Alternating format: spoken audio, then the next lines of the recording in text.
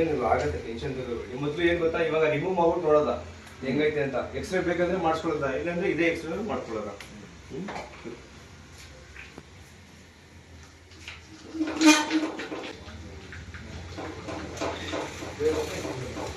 ಸಾಕು ಮಾಡೋದು ಸರ್.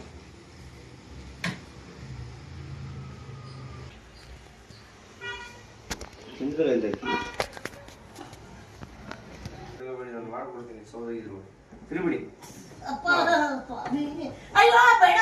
ಕೆಟ್ಲೇನಿದೆ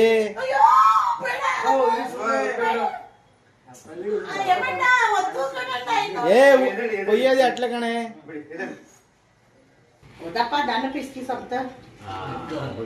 ನೀಕೇನ್ ಗೊತ್ತು, ಫೋನ್ ಮಾಡ್ತೀನಿ